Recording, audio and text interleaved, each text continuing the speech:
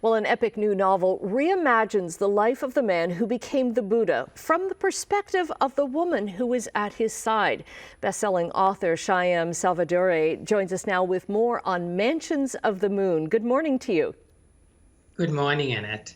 So first of all, tell me, what does Mansions of the Moon signify?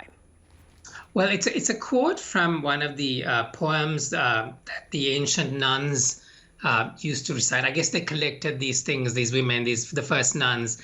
And the significance of it is that the poem is saying that there's something false about worshipping the mansions of the moon where you go when you go to limbo, and that you should just do sort of the thing you should do rather than the thing you shouldn't do. Or I suppose it's about blindness in a way. Yes, yes. And I mean, this is such a huge, epic topic to write on. What made you, try to reimagine the start of the Buddha? Well, I mean, I've always been interested in Siddhartha because I was always interested in Buddhism. And that story that we've inherited about him being this spoiled prince who didn't know until the age of 29 that people died or got sick or got old is a later addition to the works, the ancient works. And I always thought, who is this man that's done this wonderful philosophy? And can I, as a writer, dare I write about him? But then I discovered this story of his wife, which I didn't know. And I knew he had a wife, but I didn't know very much about her. And in fact, the earliest texts have practically nothing about her. But because she's so absent and so mysterious, over time, writers and poets and philosophers have written these imagined versions of her. So I got very interested, and I thought, well, maybe I could do the same. And this would be a great way to look at Siddhartha's journey, because that's the strength of historical fiction, is it brings these marginalized characters, whether it's women, queer people, BIPOC people, it brings them to the center and imagines history through their point of view, because that's all we have, right? Is imagination at this point. Right.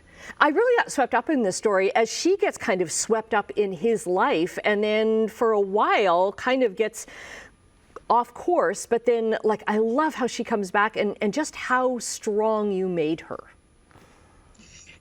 Yeah, she has what I call an evaluating intelligence, which I've always admired in the women I admire, such as my mother. And that sense that they see things clearly and then they move, they do that evaluation and then they move forward. And I've always, I try very hard to emulate it myself in my life. So I wanted to give that to her to start with, and this sense of a private life, a private self. And yes, she does move forward, but she's not feisty, because I can't stand feisty, because I'm not feisty. What I really admire is that intelligence she has.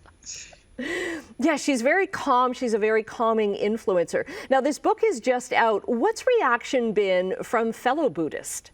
How do you tackle something like this? Well, it's just out. So I've just sent it to a few people to read, and people, Buddhists like myself really love the reinterpretation of the story. And I think somebody said it very nicely, that I brought the women's Buddhism to the center of the book, and that was really important for them to see and to be able to experience in the novel.